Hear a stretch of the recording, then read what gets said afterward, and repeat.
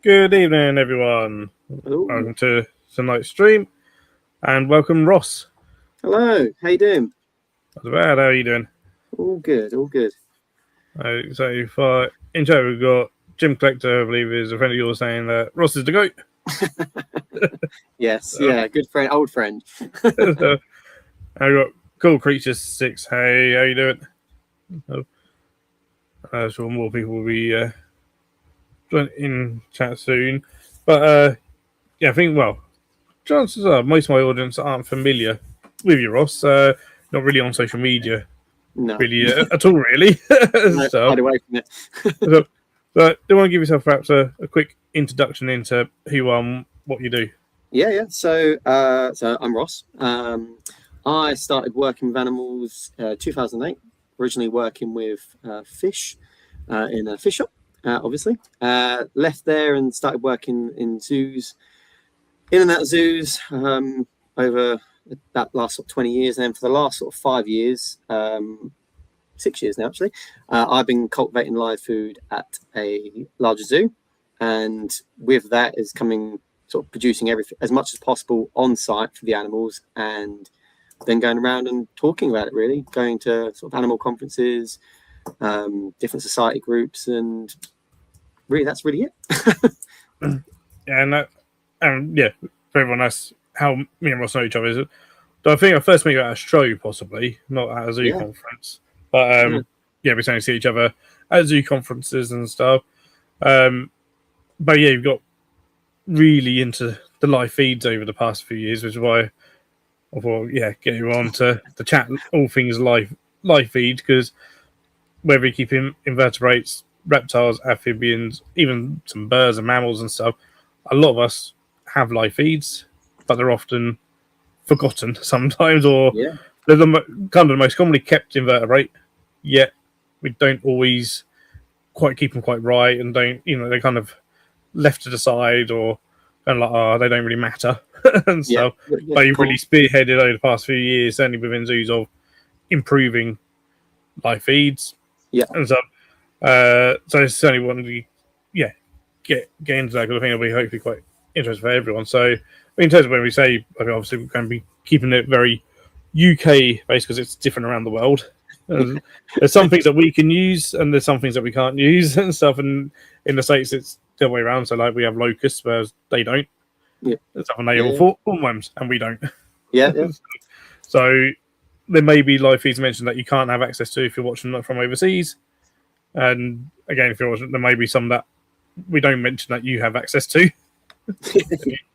And of course, anything opinion wise expresses the opinions of ourselves and not the places that we work or represent. But Ross is here just as himself, not representing where he works. Yeah, try not to get fired. That's my only requirement for that. We try at conferences, but we haven't succeeded Yeah, yet. I'm not very good at that one. I'm always the one that slips up and says something really bad, and then I can't help myself. Strong opinions. So I mean, well, live feed inverts. What are live feed inverts? Yeah, well, I mean, so it's a bit of a weird one, really. So for me, I try and move away from this kind of concept of the term live food, right? Yes, it is live food, but as soon as it's a bit like you're saying that concept, as soon as we say food, we automatically think of them as not even an insect to a degree. So it's, you can go into a shop, you pick them up, and you that's it. It's food. It's nothing required. So you got your standard live food. You got black crickets, brown crickets, silent crickets, whatever you want to call them. You've got mealworms, moray worms, locusts, and then you have kind of the extra parts, which some people get down the line. Pachnoda are a good one. Waxworms. For the most part, they're all obviously completely different. The housing requirements are completely different, and the welfare requirements are completely different. So a lot of the stuff that I look at the moment is based around black crickets. So to give everyone a bit of an idea, at the moment, I am sort of working with and producing about 1/2 a ton of black crickets a year in quite a small space. Yeah, it's kind of expelled itself quite a lot over the last year. So the kind of first year that we took some stuff on, we got just over 100 kilos, and that was feeding a decent portion of the zoo. Now we're the next year was 214, and it was 350, and now we sit quite a high demand of about half a ton a year. Those crickets will eat about 80 kilos of veg a week, and then they'll eat about 40 kilos of a protein pellet that I mix up for them. They can live off the protein pellet, and the veg is more for hydration and moisture, because we don't overspray them, because it's once again another issue. That's for the bulk of what I'm working with, but we still have a decent population of moray worms are breeding, like I was mentioning a minute ago. Probably close to sort of 5 kilos of patinoda grubs a month. It's quite extensive. I think in total, probably looking about 3/4 of a ton of insects that I'm producing and working with a year, which is relatively big scale for a zoo, but kind of small scale for the industry, if you think about it. But welfare is the biggest part to it. So, the more we put in, the better we get kind of out. The healthier animals, the condition they look at. As you know, for me, it's taking a group of animals that are even less like than the group of animals that they are part of, if you know what I mean. So it's a hard sell for most, probably not for this group actually, of going how important, how amazing inverts are. And I'm the same as you. We go to the animal shows. I'm just like, I want it all. I love it all, and it's amazing. But then I go to the next part and go, I really like crickets. I have no life. and that's what's nice, because it's so easy as I go into around the shop, even big chain pet shops, and you just see tub of crickets, tub of mealworms, whatever, just sat on a shelf. They're not, I know the price has gone up recently, but they're not a lot of money. And it's so easy that people just buy them and don't do nothing with them, just feed them straight out to their whatever animal, or may even just keep them in that tub for however long.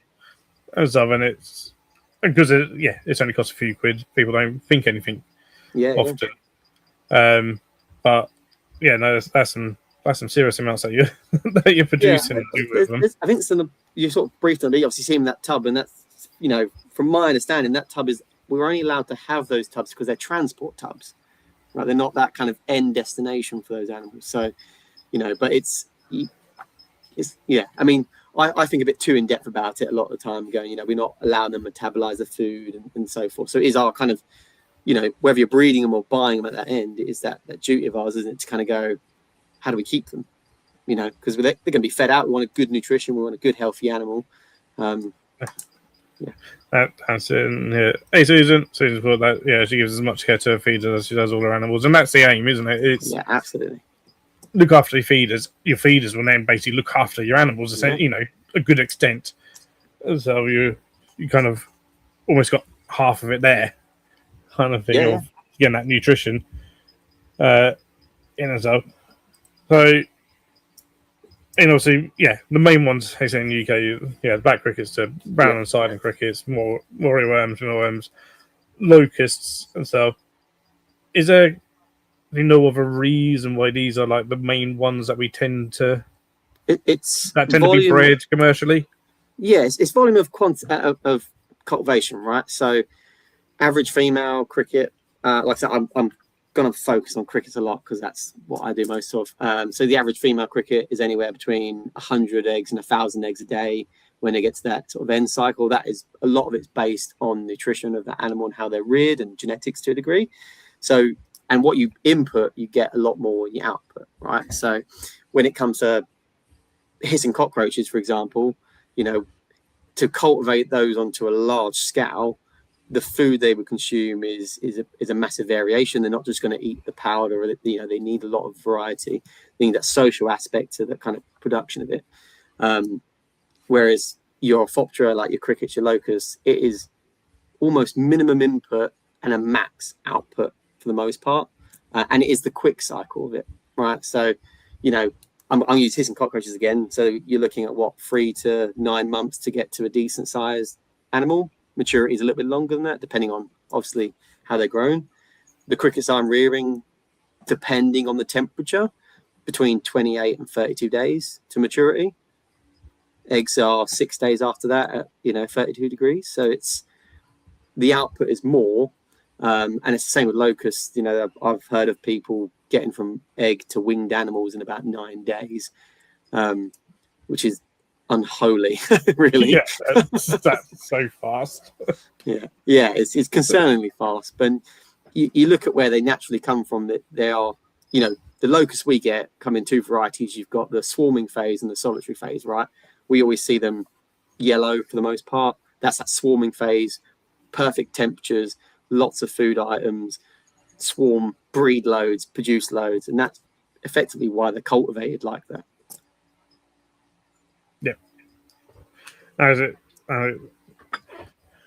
all of them are, as I said, pretty easy to breed on scale, and huge numbers, because sometimes you only get, especially more and more nowadays on the reptile side of things. I feel when it comes to like crickets and stuff, like, well, we're feeding a nocturnal animal to a diurnal animal sort of thing is an issue there and stuff. Yeah.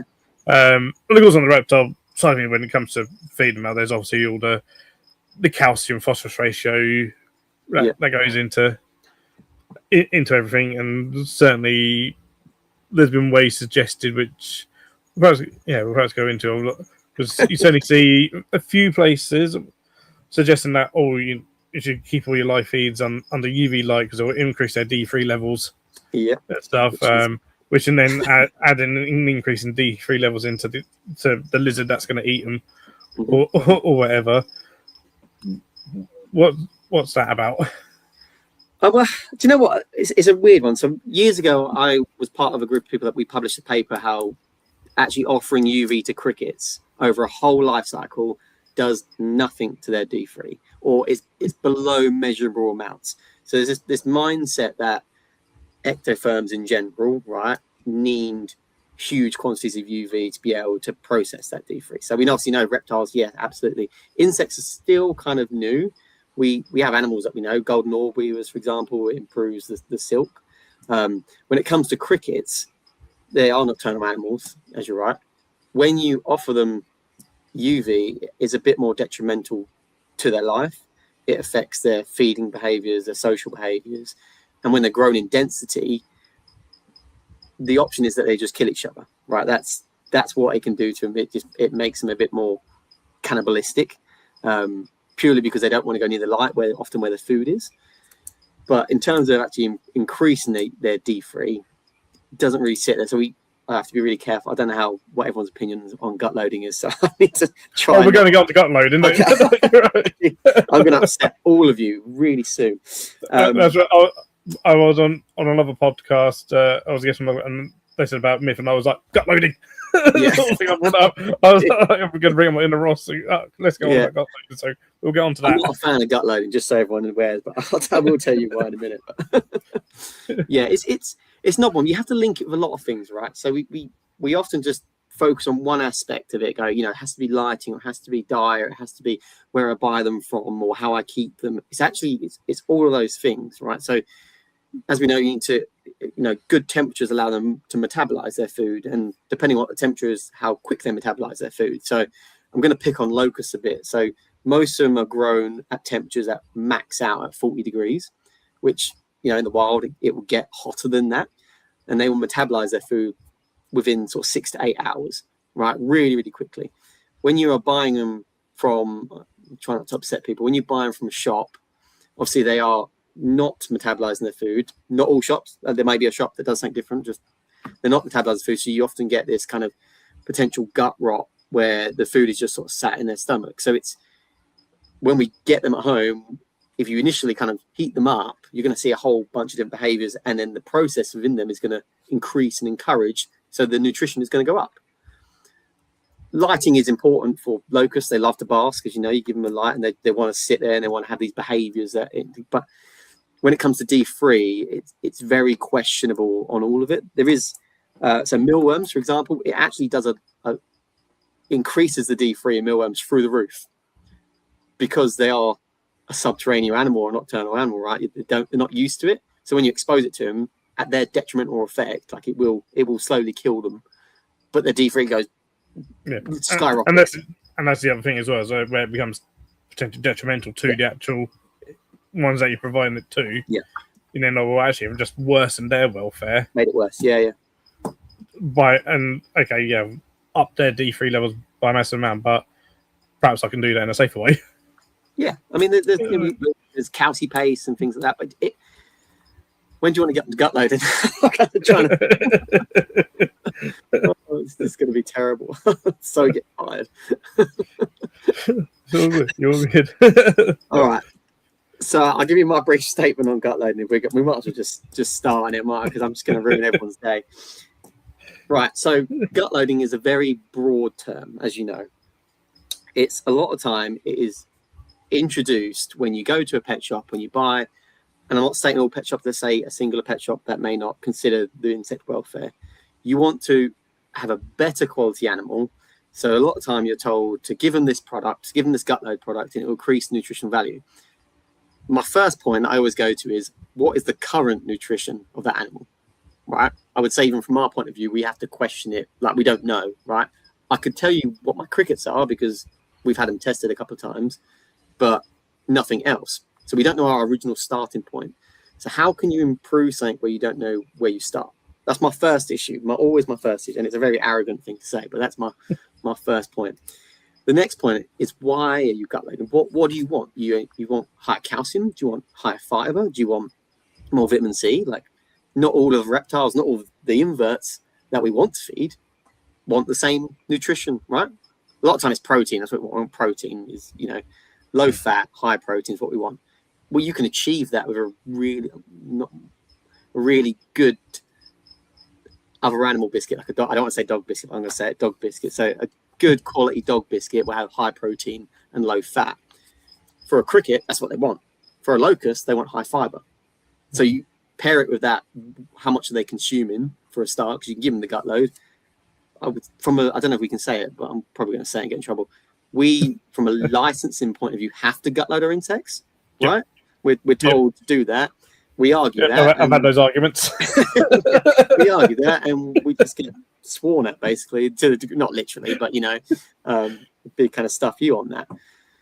So it's a hard debate, but it's unless you're identifying what nutrition or what mineral you're trying to increase, it's all rubbish. From my point of view, not the question I work at, so it is almost, I'm going to kind of try and channel a bit of my try and broaden out to the other people kind of mindset is, we need, from our point of view, is to be able to go into a shop and say, and I do this to my local shops, do you know the nutrition of your insects? If not, can you ask your supplier? It's a really naughty thing to do, because either your shop says yes or no, right? And either you want to buy from them or you don't want to buy from them. I don't want to deter anyone from the shops they locally go to, because I want to support more invert shop and more reptile shops, because I quite enjoy going to them. But we should be asking questions. We want better quality life food, right? Or is that just me? Is that me being a bit obsessive? I mean, because again, all too often, and I'm certainly been guilty of this, but often we'll go to shop and we'll pick up the tub, and all we really tend to look for is, are they alive? Yeah. And that's often what we, I think most people, that's what you look like. Yeah, is that tub alive? Yeah, they look good. I'll have that tub. Oh, no, that tub's looking a bit old. No, I don't want that tub. Yeah. Sort of thing. Look for what we think is the freshest. Yeah. Sort of thing. Yeah. But unless obviously, when they get their deliveries in, and even then, it's like, well, how long have it just been in the tub before they got the delivery? So we don't really know how old they are. Sort of thing. But I think that's what I would say most people, again, saying I've done that, is kind of like, do they look all right? Are they alive? Oh, they look fine. And that's all. I still do it in emergencies when I'm like, I haven't fed my animals, like I haven't fed my spiders, and I'm driving home, like, right, I'm going to go to my look. Which one looks the best? Terrible. But, you're right. That's the way our program, that we would go into a shop and go, which is the best looking live food? Because that's the best starting point for us, isn't it? Yeah. But as I think that's essentially all we kind of have to go by, because, I mean, like I say, I've never gone in the shop and gone, do you know the nutrition? Where, I mean, I know where they're going from by the label, sort of thing. Yeah. Or like, they'd be like, have you got anything on? Have they done any nutritional analysis of these sort of thing? Or anything? But yeah, you see. I mean, a lot of it I find is social media, cross social media. I mean, they're perpetuating. Or get your crickets home, and you got to gut load them, and you got to gut load them for 48 hours. Or The whatever. time frame. That's another thought. But then someone else will say, no, it's 24 hours. Yeah. I've even heard like 72 hours, and it's like, make your minds up. The biggest thing I have with that kind of temperature mindset is, or the timing mindset is that's the only thing they focus on, right? So is it 48 hours at 12 degrees? Is it 48 hours at 28 degrees? Like, the cricket's GI tract or their digestive system is 8 hours at 32 degrees. At 28 degrees, it's 9 hours. At 26 degrees, it's 12 hours. And at room temperature, it's 48 hours. So that's why they say it, but we should be looking at that kind of welfare for insects and going, yeah, let's increase that temperature. Well, I keep saying bad things about cutlets. I am getting fired, everyone. So I'm looking for a new job if anyone has one.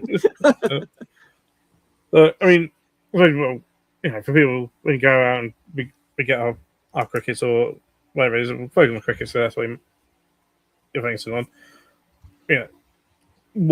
How should we, be, we've got that tub. Yeah. Hopefully most people at least tip them out into a larger tub. Yeah.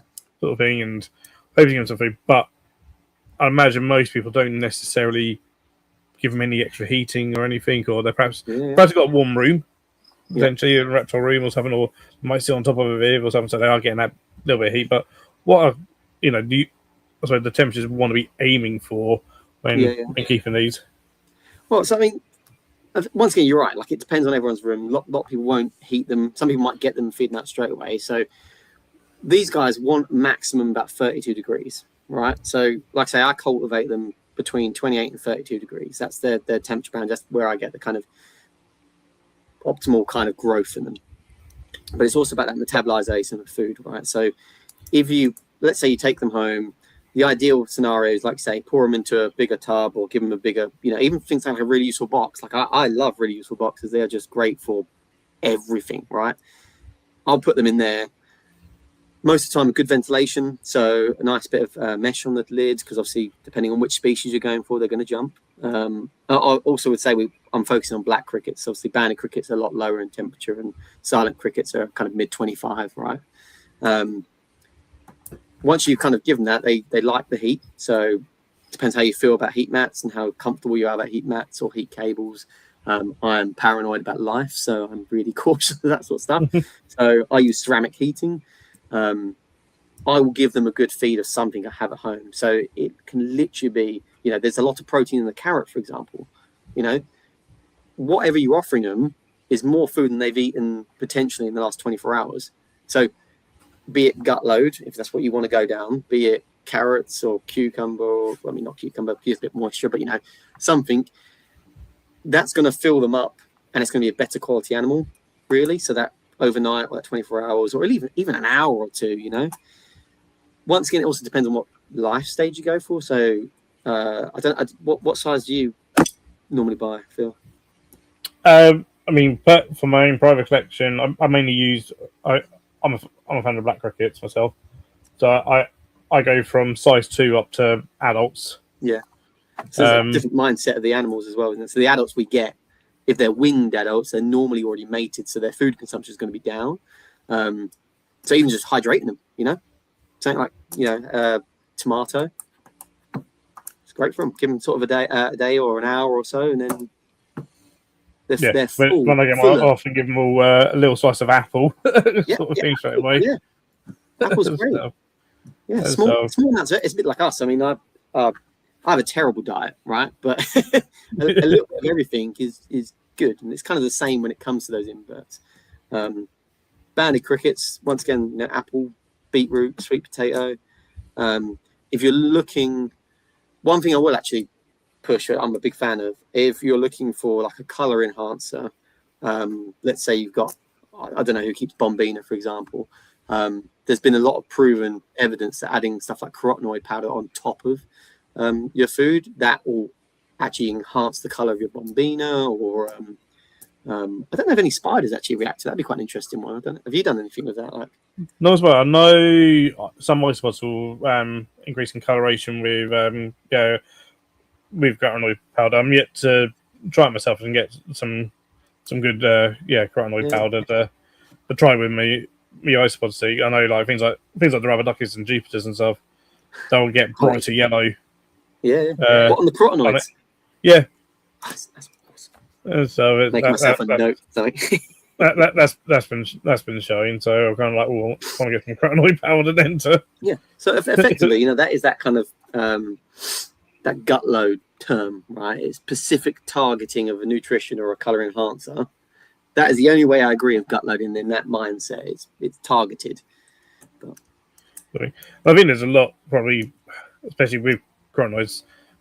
The more and more look at our carotenoids as useful for so many things, and so many. I do think sometimes we perhaps don't give enough carotenoids to a lot of things.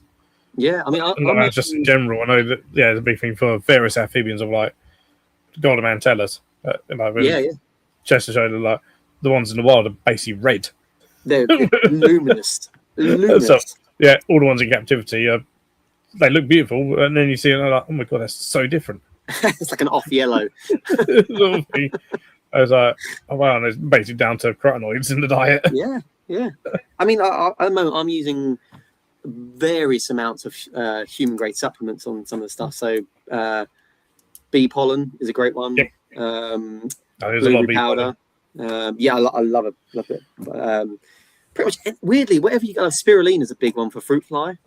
That's an amazing one. But yeah, we've got a bunch of them, strawberry powders and all sorts, and just mixes that diet up. And once again, it's targeted nutrition depending on who we're feeding out to. If it's going out to the bird team, for example, they like a lot of color infusers, so we can take some of their color enhanced bird pellet, grind that up into a powder, and feed that to the crickets. Only in that last stage prior to feeding out, because we don't want to, if we increase the calcium in the cricket diet, they can't process it properly, so the calcium kills them off. But it's that last 12 hours is where my mindset's of it. But it's a minefield, and I upset everyone every day with it. It absolutely is. So,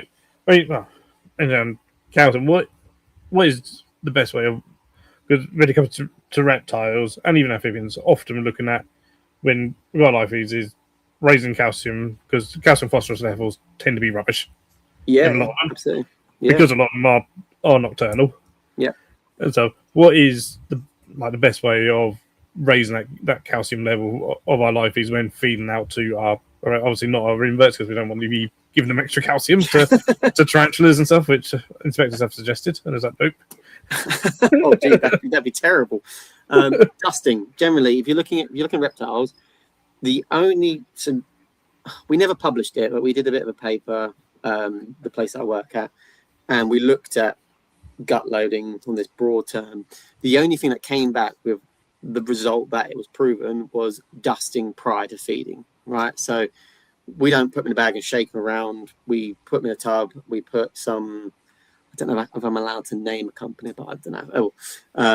Put some of this the dust in. Let's say calci dust into it, and literally sieved it over the crickets, and then target fed those animals. A portion of their diet is dusted, or maybe once a week, twice a week. Once again, I don't know what everyone's got, but that is always my recommendation. That is what we do with some of the animals that we've got, because it's it's effectively there. They're not storing it. They're not passing it through. It is. But also, once again, it depends on the whole diet, isn't it? Really, like say, tortoises, you can get calcium in through some of their food, but if you've got carnivorous lizard, then it's almost impossible rather than through insects. Yeah. My place where with the reptile feeds, everything's dusted. Yeah. So I think in terms of live feeds and sort of thing, and again for the tortoises, any food that goes in the house is dusted. Yeah. I mean, the other side of it as well is, we always go to this kind of common live food, right? That's my entire life is the normal live food.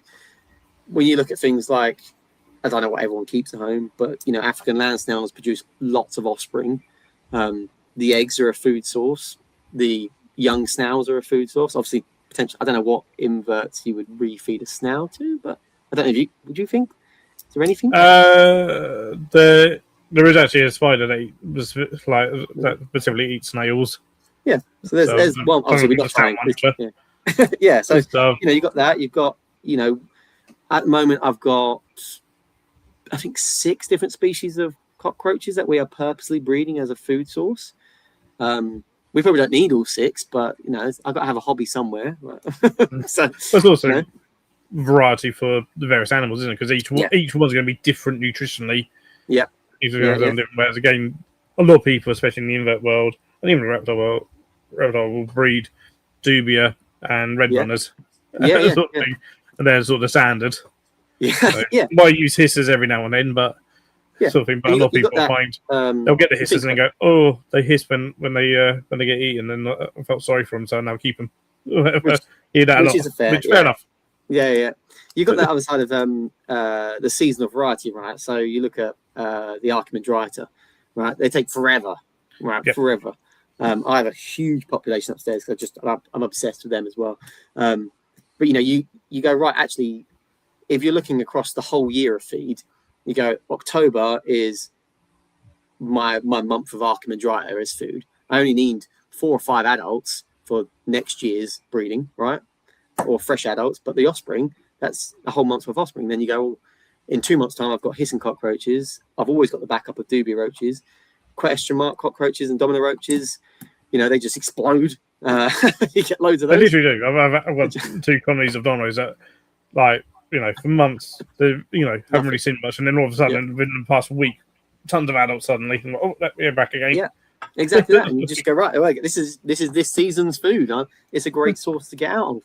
And that's we have one that I really like that we've got is the ivory head roaches. It's Eublaberus distintii, I think it is.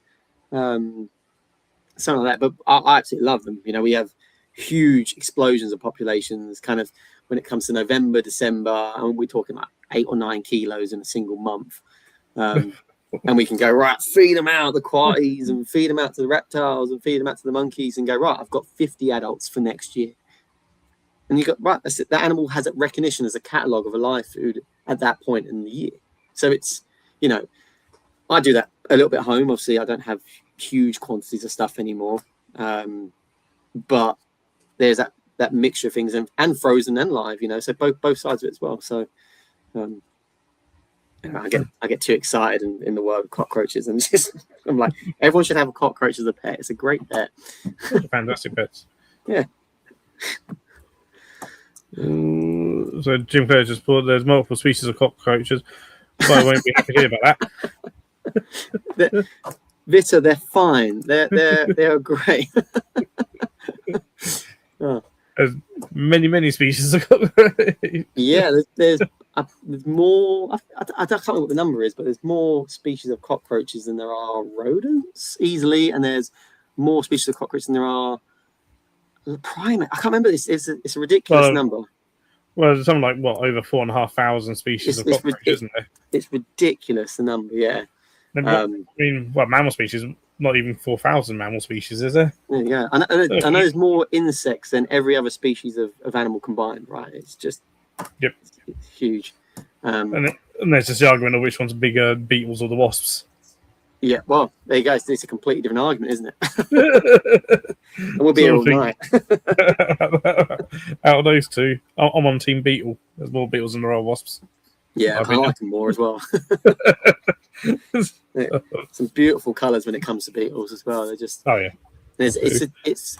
one of those animals I think is a skill to growing the larvae, right? So I mean, Pacnoda are, I'm not saying they're easy, but they're not as challenging. But it is all about the substrate, really, isn't it? You start going to dynasties and stuff like that. It's a very much so. I think that, yeah, that's my vision. Again, often when talking about Pacnoda as a lot of shops use by Pacnoda, often the substrate they come in is terrible. Yeah, it's which is why they're cheaper than if you're buying them from a private breeder or Pacnoda. Yeah. Most time they're shipped in coir, aren't they? Or is it something else? Yeah, or it's just peat, and peat. there's just nothing in it. sort of thing. You But got again, I questions sitting there. I haven't seen in person some of the facilities or pack no like big breeding, but I've seen photos, and it looks like they're just in deep peat with just lots of fruit and veg chucked on top, and that's it. Ugh. And not necessarily getting that rotten wood and the leaf mulch and all that goodness that they really, really want. Sort of thing. Well, I mean, to be honest, I'll be the first one to admit that when we started at Patnode, I was similar. As you know, we had Koya and like all going through. And I think it was only after, I think one of the conferences you spoke at, and I was like, well, I don't care. I shouldn't do Koya anymore. and now we've got to the point where, you know, we are doing a bit similar to you, collecting huge quantities of leaves. You know, we've got equids on site, so we've got signed off to collect their feces and dry the feces out. And so now I have about a year's worth. So what am I on at the moment? Probably close to the use of about a ton of substrate a year. And that's, you know, it's just waiting, isn't it? Just bags and bags of it, and just leave it to do what it wants. Yeah. And they do the rest. There's no extra food. It's logs and leaf litter, and that's how I grow the Morios as well, and the mealworms. That's what we try and keep them on. As we both know, with zoo licensing, how we go at us recently about mealworms and and how they turn up and stuff. And it's like, well, that's how they're supplied. That you know, it's also welfare is lined in with that. It's not a bad thing, you know. It's the minimum. It can be improved, but it is the minimum. But it's time. Certainly, I've been had a go about mealworms, moriworms arriving on brand and being on brand. It's like they don't really eat it all that much, and they get lots of other things. Yeah, that's how they're shipped as well, and you know they're shipped like that because it stops them from sweating. And anyway, but it was pretty bad for their welfare. It's like, is it? Well, yeah, I definitely got in trouble for that one. And then I think that one as well was on the because I got a bad calcium phosphorus ratio. I was like, well, they're still going to have a bad calcium phosphorus ratio without, even if I change it. They ain't going to change their ratio. Yeah. They're also a larvae that's, you know, mostly fat, but that's apparently the fat's not the problem. It's the it's the calcium, the lack of UV light that we offer them. And I'm definitely getting fired. But these are things that. But luckily, with the right one, we don't have to face any of that. At least not yet. Tony Chops don't have to face any of that. So, and, you know, in terms of, I mean, what are sort of some of the common mistakes that they've seen that perhaps people make when it comes to live feeds and when they get their live feeds? Mixing sizes. I don't do it as much really. I'm not sure how many people do, but it's kind of putting them all together. I've known people to put locusts and crickets together, or crickets and mealworms together, and things like that. I don't think there's probably many people that would be listening on this channel that might do something. I'm not sure. You know, crickets are predatory animals. They're going to tackle and hunt things down. But a lot of it is that those kind of things: the density, the diet, and the temperature. Right, they're the three things that I always fall back on. Too many animals in too small space, not warm enough for them to metabolize their food, and then not providing them a varied diet, or, you know, a diet specific. So, you know, locusts, they like things like spring greens and they like browse. You know, some things, you know, over giving them things like fruit will give them squits, you know. And that, then obviously that's some poor nutrition. Those are kind of the top ones that, you know, we kind of come across. Enclosures are, you know, it doesn't matter how the enclosure is. It's based about what the density is and what temperature is. You know, so if you've got a small enclosure but you put 100 animals in there, the density is the problem. If you've got a big enclosure, you've got 100 animals, maybe the temperature is the problem, or the diet's the problem. Those are the kind of common ones we kind of really go to. Those are kind of the biggest challenges that I get, are temperature based actually.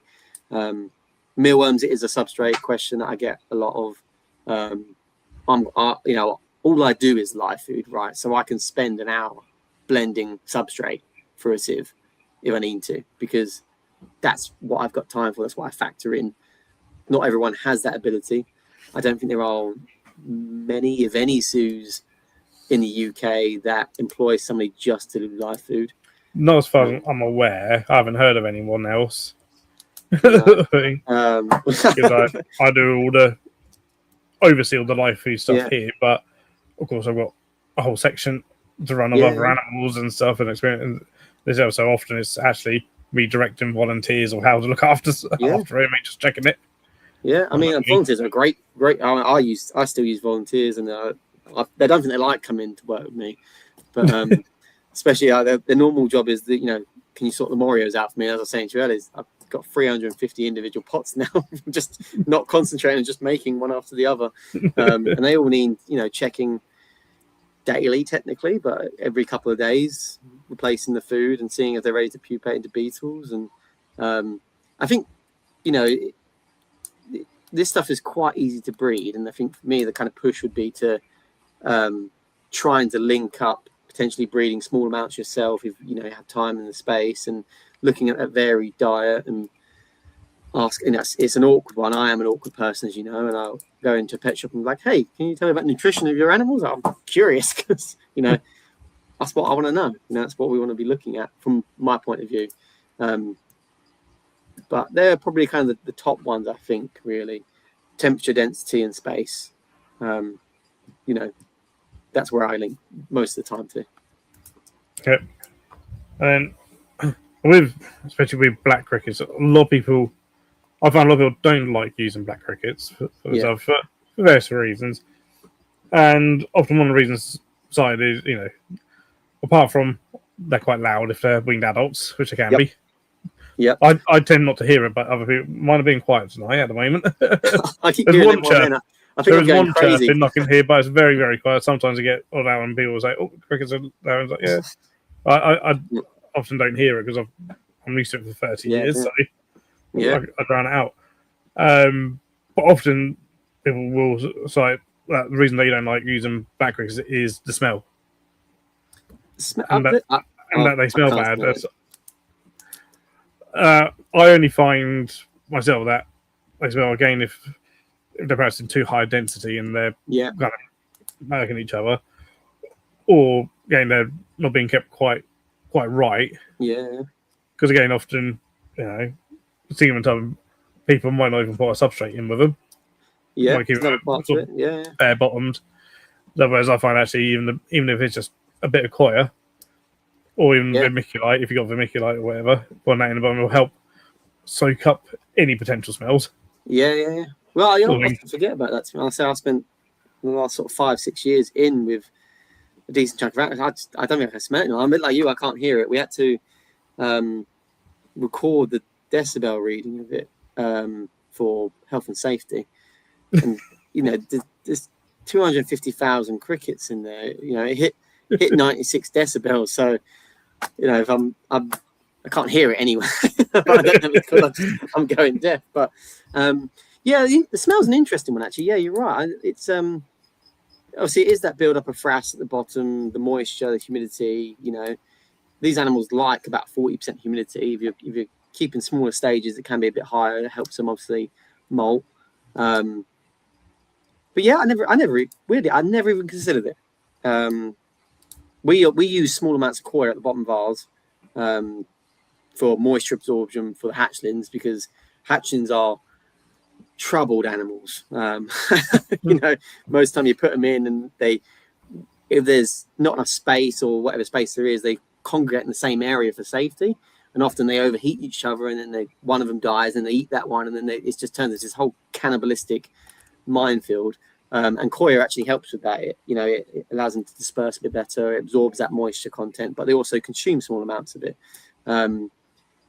I've been looking at different kind of compost, long term for these sort of things. But yeah, you are right, and that sounds really strange. I never even thought about it, but black crickets are definitely a little bit more smelly than silents and bandeds, aren't they? They are. I mean, personally, I find mine don't tend to smell. Yeah.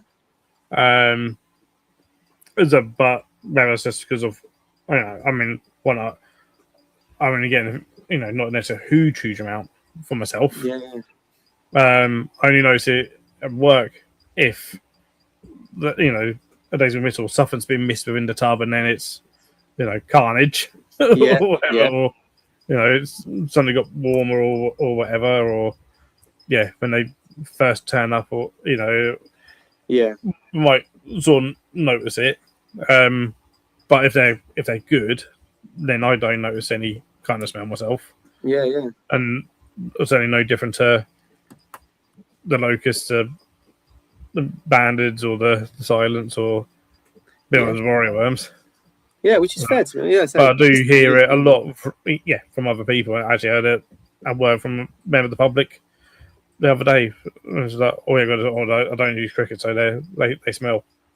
It's a bold statement, isn't it? Just blame all cricket, all crickets. Yeah, yeah. I mean, there is that factor to it, isn't there? Distinctive. I mean, locusts I find that are a bit more smelly. But then we buy our locusts in because we're not in a position to breed them. Um, and a lot of it depends on that transport, the temperature outside. There's all these little factors that kind of go in. Obviously, diet is still a big one to them. But yeah, completely blown my mind a little bit. I just nothing smell. I reckon I smell like it now. I think my skin is just literally turning into a cricket. But I do have people at work that will sit there and I walk past, and I don't know, they're just being mean, but they're just like, you know. But I don't know. I think you probably could smell the live food sort of area as you walk past it. You can definitely hear it. It's a happy crickets in there. But With them, man, definitely you're gonna hear that is a lot. So, you get through, lots of food a week. Yeah. With those, and that's primarily various different fruit and veg. Mostly veg, yeah. Mostly veg. Yeah, so it's so I'll give you a bit of insight. When I first started out, the goal for me was to produce them on site. The goal for higher up was to do it cheaper than buying them in. So we had to kind of look at everything, space, heating, diet, and I don't know about you, we get these massive catalogs of food from the suppliers, right? You can buy any kind of carrot you want, any kind of beetroot you want, and they're all priced differently, and it's all different weights and stuff like that. So I probably spent, I have no life. I probably spent close to about a month going through this list and ordering different things based on what I like the look of, and then trying it on them. So we actually kind of narrowed it down on cost wise to jumbo beetroot, Swede, which they go absolutely crazy for, white potato. They didn't like the King Edward potato. They actually, when we offered them the King Edwards, they actually rather kill each other than eat that. So there's definitely a preference test in that one. And then we used donkey carrots, which make me laugh every single time because there's only one reason they're called donkey carrots. Trying to keep it placid for everyone. But they're cheap, so we could buy 12 kilos a go. So when it came to picking the veg, because we had to guarantee that was the start of the source, all the other live food benefit from this, but the crickets, that was their food item. So really, that is all I use: Swede, beetroot, carrot, and potato. If we do use anything else, it's because it's come from other parts of the zoo where they've ordered too much or they're not going to use it in time. And like I said, that is a supplement part to their food. The bulk of their food is that protein pellet. Like I said, that's mixed of 10 different pellets, stuff that's high in fiber, stuff that's high in protein. The best, if we could afford it and if people could afford it, my general go-to is expensive koi food, because koi are pampered, quite rightly. The more expensive they are, the more pampered they are. They've got naturally high in vitamin C food, natural color enhancers into them, really healthy levels of protein, low levels of fat. But my God, is it expensive? The bag we buy, and I use one every month, is about £85 a bag. But it is gold. It is utter gold. When it comes to the other stuff, the fruit fly, we have to get fruit. So at the moment, we've got a fig tree that's fruiting on site. So they're getting wild fig. We've also got passion flora, the climbing plant. They get using that. So then if we get little bits of that, we can give those to the crickets. But because we are now at the point where we have to produce 12, 13 kilo a week, we have to be quite religious when it comes to this is the order we do things. If we get to the kind of the end of their kind of life cycle, then we can go, oh yeah, we'll put in an apple, spare, or mushrooms are a great one. But if we put that at the start of the chain when they're hatchlings, and it causes that particular group to crash, then it affects the whole breeding cycle for me later on, because like I say, I'm a bit over the top with it, but I'm normally counting 3 months in advance of what I need and what I don't need and who I'm going to breed from. We've gotten to the point where we have to be really careful who we breed from. Some of the crickets have actually openly started flying. That is a nightmare. That's where it gets scary. You open the lid and they just go. I didn't breed from those ones for that reason. But it's amazing to see, that they can get to that point. Like it's, yeah. I've never seen that with the crickets start flying. Yeah, and it's also it's. I find it. You play around the diets and you can different. This is where I'm going to sound like a proper loser. Not if I didn't sound like a loser already. I'm now going to sound like even more of a loser. Different batches of genetics that we go through show different behavioural traits. Even though we keep everything exactly the same, one group might come through and you can tell from a hatchling point that they are particularly aggressive. So you can hatch them out, you can put your hand in to replace the food, and the hatchlings are biting you, right? They're just straight away just carnage. That group is going to have a higher cannibalism rate than maybe the group next to it. So we tend to get them go, right, they're going for the dart frogs. Just, we want them fed out now because it's putting in more effort. Yeah. So that's another weird thing to kind of look at is, we look at suppliers, right? We look at the suppliers that we want to buy from because we trust them. I have a lot of faith in the ones that I use for certain things. But their genetics change and pick and choose, and the weather is dependent on it, but also their genetics, how they've been bred, who fed them, what time they fed them. It's a really strange world that I live in. Well, it's fascinating. I've actually seen that myself because we don't breed them where I work, and we don't have the time, and we just have to dedicate to that. But sometimes we'll get in bags of back crickets, and sometimes you'll get some that just attacking each other. I do apologise. Uh-huh. Dogs want to go out again. You put them in a nice 64 litre, really useful box, and they've got plenty of space, and then come back the next day, and most of them have lost their legs. Yeah, they just went around and what the hell happened? Fair game. Other thing, even with the food in there, put dog biscuits in, and we've got koi pellets in and stuff, but they'll just nope, we're just attacking each other. I find you get that individual. There's always that one or two animals that they literally, and I like I said, I probably spend too much time looking at crickets. They literally look at the food and look at their friends and go, game on. That's what they want, which is it's a healthy balance if you get the right groups. But like I say, you one day you put all the food in, you can give them an absolute amazing spread of food, and they go, nah, I'm gonna rip the legs off that one. And it's not a density thing because it's not that busy. It's not a temperature thing because it's got temperature, like it's got a good warm room. No, they just chose carnage. Yeah, they wake up and choose violence sometimes. It's interesting, but in terms of the diet tray I give my ones at work sounds basically very similar to what you do actually. But I beetroot, I love Swede. Some we give them celeriac as well. They sometimes go for, sometimes don't. Yeah, that's the word. Parsnip, questionable, right? Yeah, parsnip is. I find parsnip. I'll give it to stuff every now and then, and they always leave it. Yeah, that is the one they go. No, thank you. Where does your mind sit on peeling or no peeling? Is that something that's common in the kind of? I don't bother peeling. You do or you don't? No, I don't.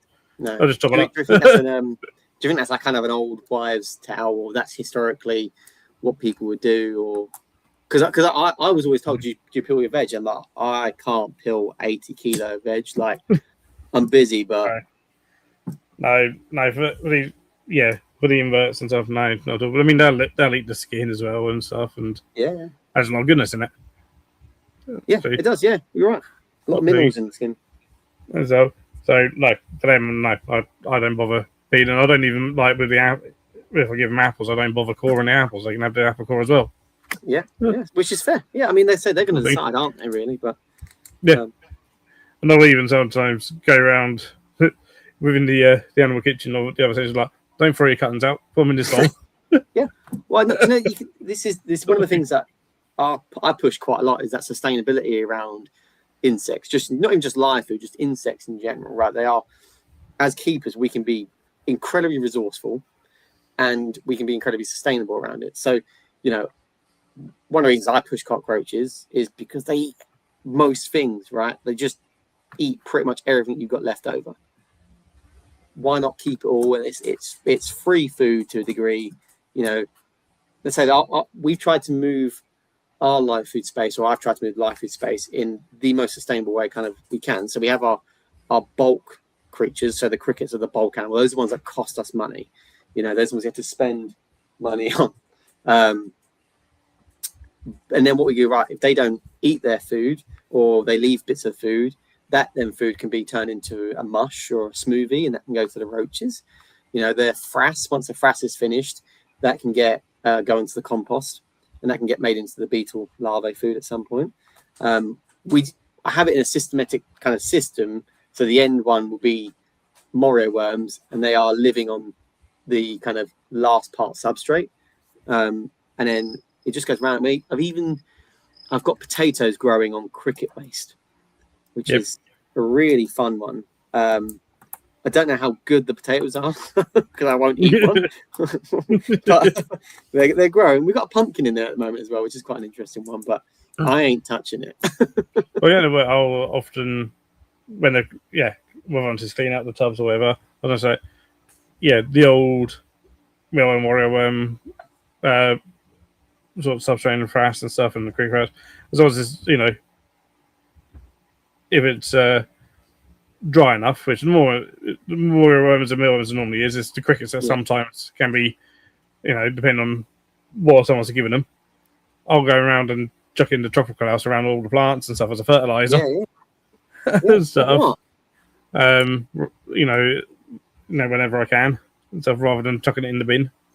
Yeah, I mean, at the very least, it's a soil conditioner, right? So, like, it's not doing anything bad. Go into the soil in there or help improve stuff and sort of thing. Yeah, and I'd say it's just as great. I mean, I don't know. I'm a bit pro all that sort of stuff. I really like the sustainability side of things. I like, doing as much as we can to save costs because, we have to. I think even at home, I mean, all the offcuts or bits of food we got, the Archimandrita absolutely destroy it. I've got a few snakes upstairs as well. When they don't eat their mice or chicks, the Archimandrita eat that. It's that variety. I've given a chick to my tropical orange wood lice, and I'm slightly regretting it because I don't want to go upstairs and have to see what they've left. But I mean, if it's lavers, probably not a lot. No, I'm hoping that's what I'm hoping for is it's lavers. You're right. So yeah, they're one of those ones you go. You're at a show and you're just like, I'm buying this. I'm committed. It's only £3. I'm in. Yeah, those it. I mean, I know. You must know Raymond Robertson. Only by name. A couple of years ago, he sent me a video of his dairy cow colony. Yeah. Which his dairy cows, the biggest ones I'd ever seen, in terms of video. I mean, obviously he's in Northern Ireland. He's over there anyway. But what he was doing, he gave him basically the whole remnants of a chicken carcass. Wow. And they were just warming it. Destroyed it. I was like, the dairy cows are so protein hungry. They are, yeah. A lot of people don't realise. Yeah, that's the other side, isn't it, really? We often just go, the animal's going to eat it, kind of forgetting that they're predators to a degree. Because I have dairy cows, and we originally were a bit naive about it, I'll be honest. I mean, variety, we breed it and so forth, thinking that we could just throw them in with, anything and not realizing actually they like quite a lot of protein. Yeah. And that was a mistake that I did not make again. They absolutely like, my own ones, and obviously some just spent last night topping up loads of tubs of dried fish and dried shrimps and stuff because I give all that to those sorts of isopods and stuff because they absolutely love it. Destroy it, don't they? Just absolutely destroy it. And again, certainly we'll go for things like pinkies and bits of chicken, this and the other. Like they absolutely annihilate stuff like that. I never really thought I never really I didn't really get into too much kind of wood lice until kind of a few years ago, really. And fascinating. I just every day I'm blowing my mind about it. I want that, and I want that, and you can feed them what? They just eat everything. Some of them pretty much, especially when it comes to things like the lavus. Well, monsters. So they absolutely will. Obviously, just put that. Just feeding red runs to do is having red and green peppers with cucumber on the side tonight. Fancy living. Both red and green at the same time. That is spoiled. Absolutely spoiled. Well, you're braver than I am having red runners in your house. A lot of people. I mean, I don't because if they cost out, I'd be kicked out of my flat, sort of thing. But a lot of tarantula keepers will have red runners. I never realised they were as popular as Very, very popular food in the zoo world. We don't want them because they're everywhere, right? But I was over because probably there's at least 3 different species that are sometimes called red runner. Also true. That's you got American, Australian, and Lateralis. Lateralis as well, isn't it? Which at least those ones can't climb up smooth surfaces. That's also true. But do you know? And I've heard of some places of them where they're hybridizing quite a bit, and you're kind of getting the worst or the best part of that as a species. Combine it into this like super roach where they're big, they breed massively, and they're good at flying as well, obviously. If it's at least if it's Lateralis, they're not huge, and at least their males don't tend to fly. Also true, no, I've definitely had a few fly in my face, which is not the when you kind of concentrate. It's only a pair of need to fly at me. That's not fun. That is all running up the inside of your trouser leg. That's not fun either. That also happens quite a lot. That's I often think it's really weird. You start having these conversations, you think if someone was listening in. And you go, talking about what? It's a normal, it's a normal world for me. It's common occurrence for people like us in zoos. But I was doing flying fruit flies. Obviously, you get a couple of different, 2 different species of fruit fly commonly available in the UK. I do find Hydia far more common than Madagascar. But because they're sold as flight distributor, but most people probably found this. If you try and breed them yourself, eventually they become flighted again. They do, The easiest way to do it is have 2 different containers. You keep mixing the groups. So right now I'm probably doing 15-20 boxes of fruit fly a week, and it is if you keep using that same group over and over again, eventually they just go and fly up, right? They just go. It's the building up of the protein that allows their wings to grow, and then they go up. So it's constantly mixing those groups into each other, but eventually they just go. But they're a fun one. I've spent more time than I probably cared to admit on playing around with fruit fly over the last kind of few months, especially when it comes to kind of like diets and stuff like that. So I'm on probably my 70. What did I do? Today was number 78 mix, and that was wild fig, carotenoid, and oats. as a baseline for it. So, and I find with depending on what. I'm going to sound like a proper loser, aren't I? I mean, I'm already there, but depending on what kind of food mix I use, obviously it sounds obvious, but depending on how big the maggot is, and then depending on how big the fly is or how quick it turns around. So, whenever I add a bit of calcium into that mix, and I always recommend if you're buying some fruit fly, put a little bit of calcium into that mix of those maggots, and the size of the maggots and the size of the fly will be just slightly bit bigger in terms of what you're getting, but also the amount will be larger. Obviously, it depends on how much is to start with, but I mean, hundreds of thousands a week that I'm going through at the moment, and they are. It sounds really strange to say they're really fun, but if you like, I mean, I like diets. You know, I'm really obsessed with nutrition and just playing around with this sort of stuff and kind of challenging. I don't want to say challenging the system because that's a really weird thing to say, but you know, challenging that mindset about, you know, moving away from this kind of standard kind of culture. Yes, it's been tried and tested fruit fly for a long time, but I mean, I did a work. I think I can't remember where we were, but the workshop I done on kind of cultivating fruit fly and things like that. But I think I messed that day up completely because there's a lot of people. That's very stressful. Yeah, that was the Ectofam conference, wasn't it? Yeah, I think so. Yeah, and we had groups and groups of people coming down and sitting. It's like, just make what you want, grab some fruit, just have fun, everyone. And it was tragic, but I think everyone had fun. I went home. It was more entertaining when because I was in on that, and then there was one or two Zoo inspectors in my group as well. And that will go back to where the whole conversation started, I think. And that's the day that I got in trouble. Yeah, that's what I was saying. I was like, what? But me, I mean, fruit flies is, I think, because I mean, what I hadn't even thought about before that workshop was supplementing the media.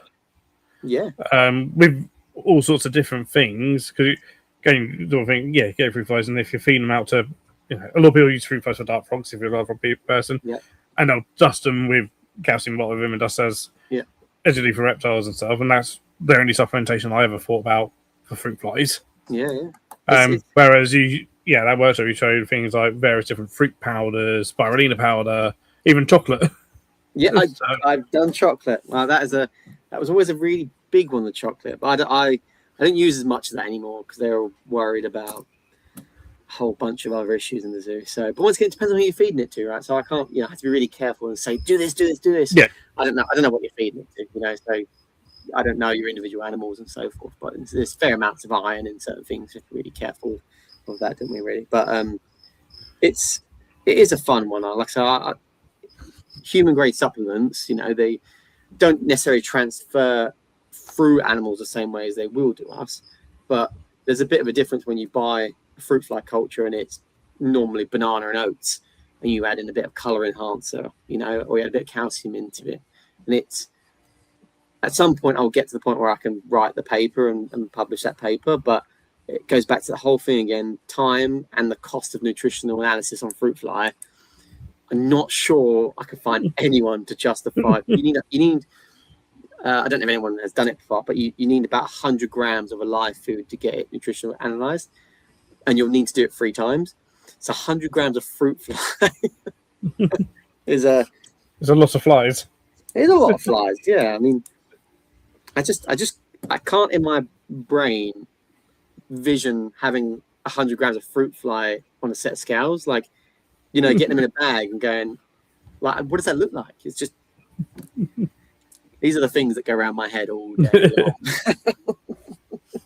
long.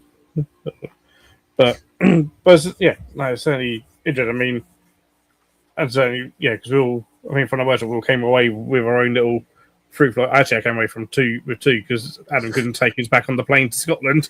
Oh no! Adam got a plane, didn't he? Did they grow? Did anything happen with them? They were like some of the best thriving fruit flies I've ever had. I was waiting for you to say no, it was rubbish, and they all died. I was like, well, don't follow my advice then. I think because again, you see, various online recipes, or you can get commercial made diets and Yeah. stuff.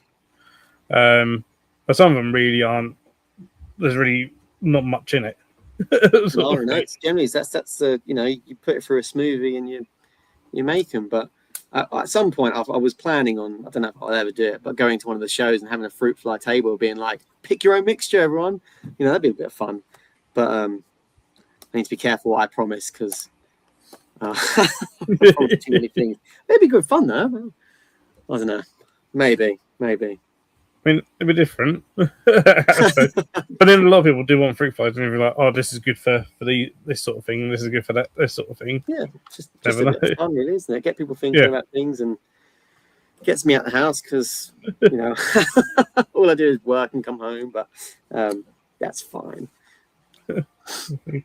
but certainly, because one of the commercial made diets for fruit flies, and I looked at the ingredients were bought in, and I told her, this is a really good one, and looked at the ingredients. There was just biscuit that had been ground, fine biscuit with 3 different types of sugar and a bit of soy, and that was it. Well, that's different. It was like, biscuit with dextrose, fructose, and another sugar put into it, and some soy, some GMO-free soy, and I was like, okay. It smelled really nice. We all tried, and I was like, it tastes a bit like sweet biscuit. That sort of thing. It always goes down to cost, and it's all when you kind of get to this kind of big scale production, it's all linked to cost, which you understand as a business point. That's but everyone's got their. I mean, like I said, I sit on that table having weird and wacky recipes, and there's people that swear by it. They go, I guarantee that this is what you need to do, what you need to use. You can understand it, the proof is in the pudding, I guess, when you get the end result. That's it. And then, sometimes experimental. If I've got a bit of time, it's like, let's back out the blender if it's not being used, and let's use these bananas that are going a bit overripe. Why not? It's just there to be used, isn't it? Yeah. Bit of bee pollen, Oh, yeah. Lovely. Hey, Chris says Bloodstock. Me and Chris are at Bloodstock in a couple of weeks' time. We'll get Bloodstock in at some point. Fair play. And so the way she sees it is they're feeding her spiders, so she needs them to be healthy. Also wants to give them good quality of life in the meantime. I actually can't watch because I get upset and I can't help it. That's fair enough. Yeah, that's absolutely fair. Yeah, I mean, I go on about breeding stuff for food, and I look at them as animals, as individuals, because that's what they deserve. The end result is always the same for them. But I'll be honest, I stopped working with mammals because I couldn't take the kind of loss of it. I was like, right, I need to move away from the mammal stuff, and it's a bit easy when it's en masse. There's a lot of them, so but I still look at them as all individuals and treat them individuals. And like I say, there is a purpose to having them, right? Yeah, and I say, and that's the point is we've got these live feeds. Yes, we've got them for a purpose of they're going to be fed out to stuff, but in the meantime, let's give them the best life we can as individuals, sort of thing. And why not? And as I said at the beginning, they're often the most commonly kept invertebrates. But true, definitely the most produced. Yeah. I find most producing from the suppliers. So, but if you keep any kind of reptile, unless it's purely herbivorous, chances are you got these live foods. Keep any chances are you got these live feeds. There's so many different animals that chances are we've got these live feeds that we all have in common. Yeah. But when we first start out, especially, we're potentially not keeping them quite right, or getting the thing of like, it only costs a few quid from the shop. Yeah, absolutely. It's that mindset, isn't it? Why do I need to look after them? They're just food. They're just going to animals to feed, and that's it. Yeah, it's they're going to die anyway. Is the kind of that saying, which is I guess it kind of comes from kind of historically that was it. You just pick them up, you take them home, they live in that box because what are their welfare indicators? What do we need to be looking at really for them? And that's a big kind of question, watching their behaviour and going, what should we be doing to give them the most... Hey, crickets are going again. Yep, just started. He's like, yeah, he agrees. Yeah. I think, in terms of UK, I think sometimes feels quite surprised that really we've only, as far as I'm aware, we've only got really two main suppliers within the UK supplying live feeds. Yeah, there's two big ones, and then what you get is there's about 8 slightly smaller ones, which are a bit more. They specialise potentially in, let's say, mealworms or moray worms, but they also have crickets, but they secondary purchase those crickets. You've then got earthworm suppliers, I think 1 or 2 waxworm suppliers, and the 2 big suppliers will purchase from those in bulk to obviously then reduce the kind of cost, So, for me, I don't buy a lot. I'm being really careful. Buy a lot from the big suppliers, but I have one trusted big supplier, which I favour, just personal, choice. But then we also will go to some of the individual suppliers for very specific things, like lobworms, for example.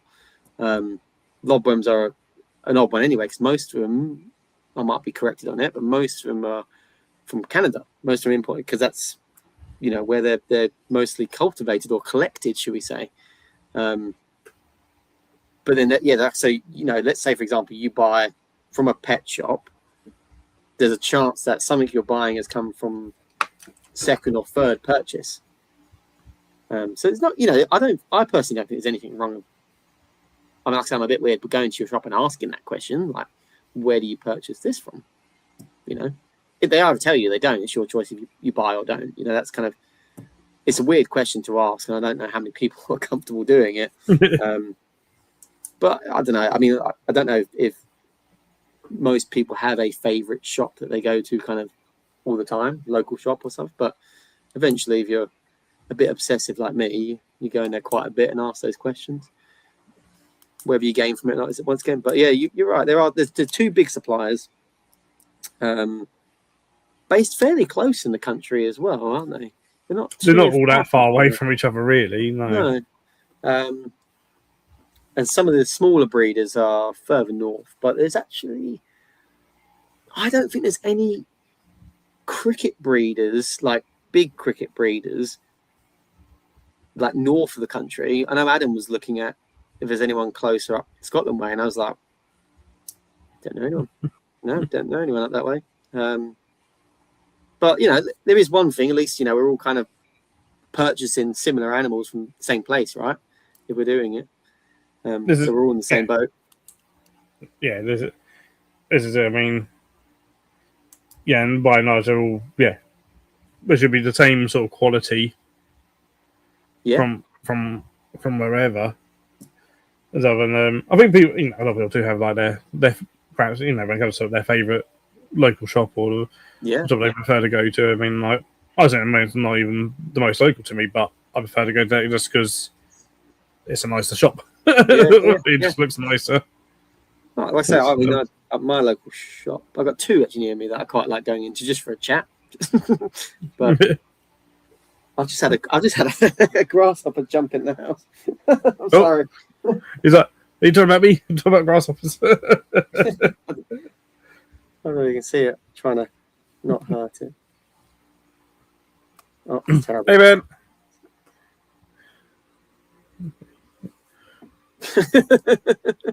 I'm gonna go put it just outside.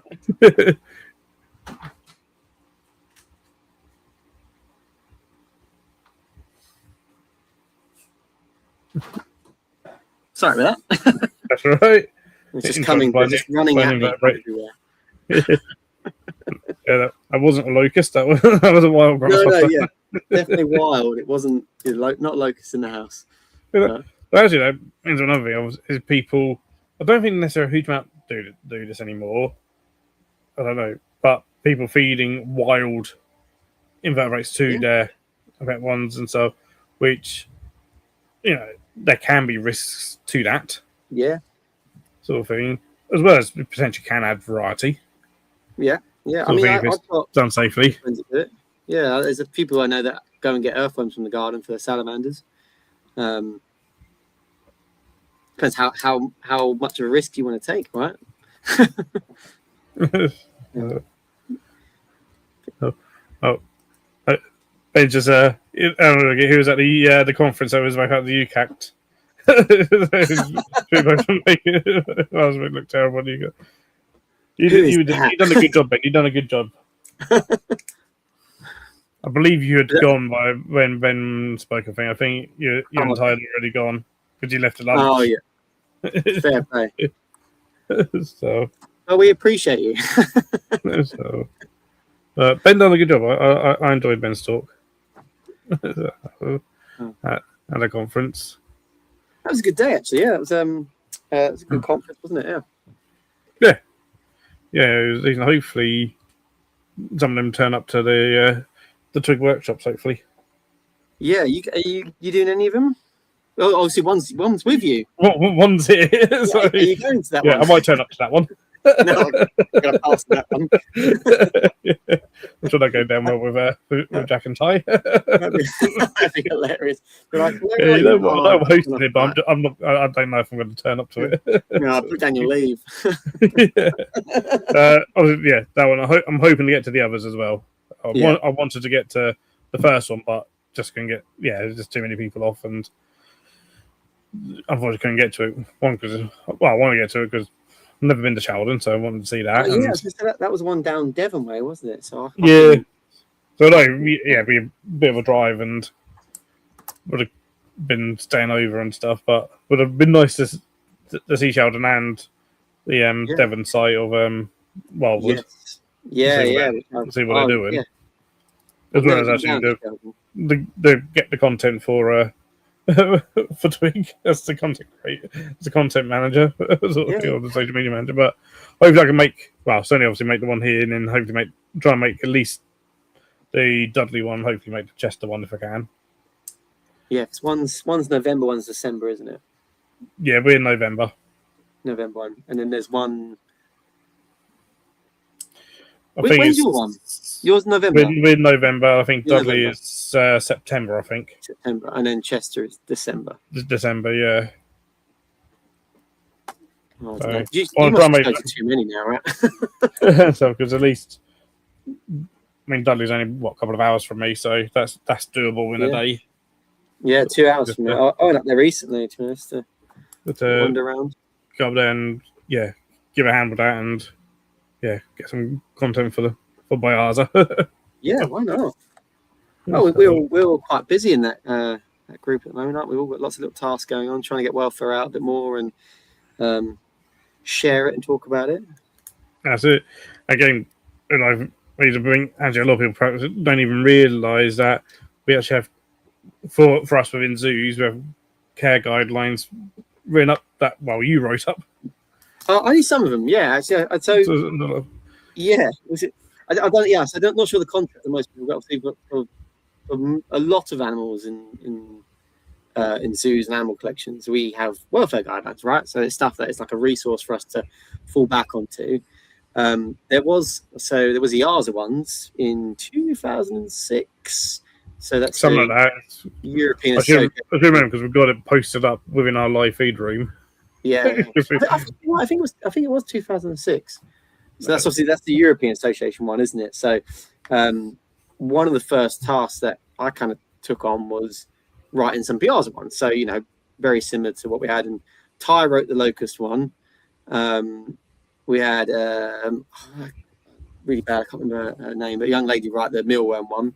And then obviously I've done the cricket ones, and Ty did the fruit fly one with the diets I've been using, which was quite exciting.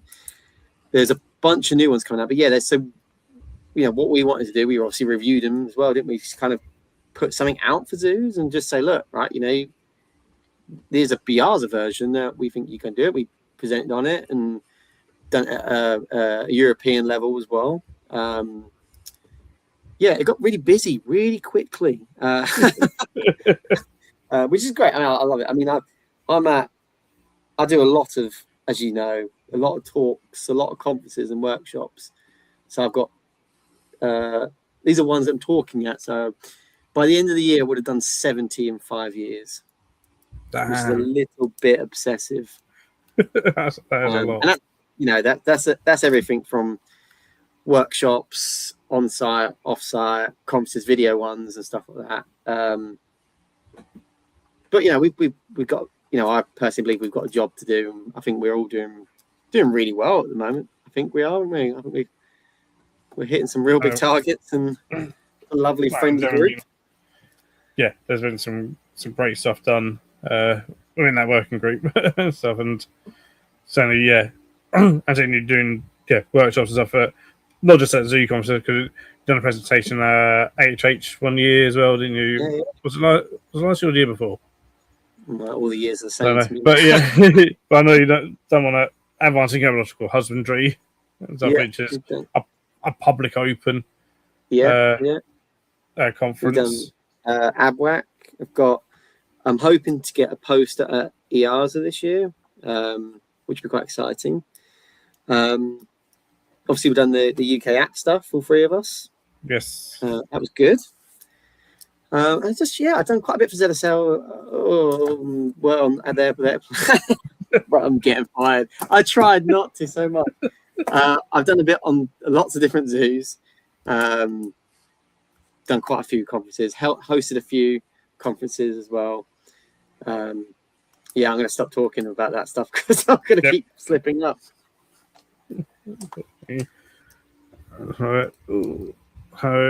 Ben, first of all, I just thought really insightful when it was touched on speaking from a hobbyist perspective. We really should be following some of them to the best of our abilities too, if we want to appear better to Joe Public. Absolutely. Yeah. It's a big one, isn't it? Really, because we can sort of say the things that we need to do by licensing actually, and the hobbyist side of things actually we can learn just as much sometimes. We've definitely done like some of the reptile ones, and actually when we went to that one, I don't know if you found it, but there was quite a bit of back and forth for going the hobbyists. We can help zoos and help collections because we can do these things, we offer these things, and we can try things because we don't have to kind of stick to the rules as much as you guys do, and there are our animals, and it's a really good point. It is a really good point. Absolutely is, and I mean, I really like that conference because it was such a mix of zoo, private, even the trade, and even veterinary, and so everything all together. Yeah, which is like, oh wow, this is amazing. And so I think there's, and the more we look after everything, and especially with, we're quite lucky within the invert side of things that we don't. Private invert hobby doesn't get attacked nearly as much as what the private reptile and amphibian hobby gets attacked by the anti, certainly. And of course, people that don't understand, they aren't in that world, might hear like, oh my god, you feed live insects to your bearded dragon, to your leopard gecko, oh my god, that's just, how could you, and stuff. And I was like, well, but both you and Spain go, well, actually, whilst we've got them, we're giving them the best life we can. That's absolutely in our ability, but we can do and stuff, and we're looking after them. So they may not change their opinion, sort of thing. No. But we can, try and help educate on that side of things. Like, no, we still care about these as well as our bearded dragon, our leopard gecko, or whatever we're feeding it out to.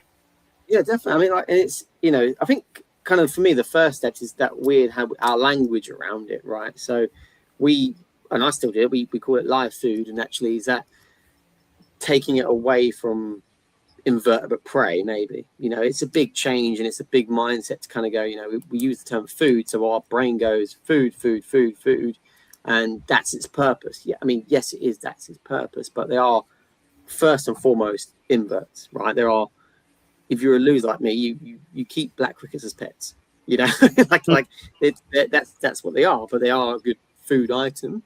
And I think what I find most most interesting from the hobbyist side of things, if you think you go a few years back, a lot of things were wild caught or wild collected, and now a lot more people are breeding stuff, so there's a lot more captive bred animals available, which tend to be healthier stock, better stock. But it's also like there's some animals that we just don't know how to breed, we've tried several times, different groups of animals that we've tried to do, and that's where I think the hobbyist side of things can kind of really help out with that sort of stuff. Like sort of things that we just can't get in zoos because whatever reason. And it's changed, like I say, it's changed that mindset about things. It's not going, they're not just a food, everything has a purpose. This animal's really difficult to breed, but this animal's really easy to breed, and they both work together. And it's the same as zoos and hobbyists. That's where we kind of, I think we need to be to a degree, help each other out.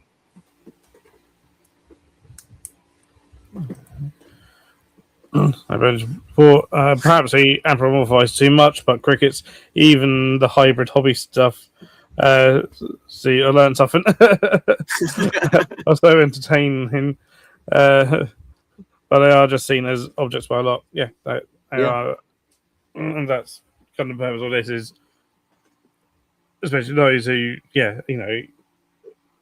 that do something that hopefully start thinking, oh, actually, maybe I will look after them a bit better, and I'll do them and start enjoying them because, as I said, there's all sorts of behaviours you can see once you start actually keeping them. Yeah, and it's the secondary part as well to it. Like you touched on the behaviours, right? So the behaviour of the invertebrate prey, I'm going to start trying to use it now, practice what I preach. Behave that invertebrate prey when you're offering them good temperature, good diets and stuff like that is completely different, right? That's interesting. But also then, when you're offering that invert to your predator's not got an easy meal. It's got a challenge. It's got to think. It's got it's a stimulus to it. It's not like, oh, okay, here's a pot of mealworms that are just going to partially lay it down and I can just chomp on them. It's the mealworm is burrowing within the substrate. I've got to dig and I've got to find it. Stuff like I get why people want to use like food bowls for mealworms and moriums so that the food is there, but why not encourage the animal you've got to dig? If it's a digging species, encourage that behavior. The mealworms, morions want to live underground. Is that, if it's something like a bearded dragon or something that they love digging. If you've got an arboreal tarantula or ferrophosa, like if it's arboreal, feed it something arboreal. Offer it that kind of, even things like mantis. We grow mantis as food, and everyone wants, they want a pet. They're a beautiful animal. They're a great animal as a pet. They also reproduce in huge quantities.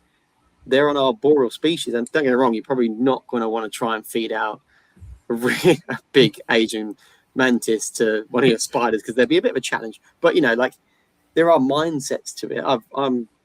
I actually use some of the kind of freshborn woodlice. I don't know the way you word that. Small woodlice to some of my small spiders.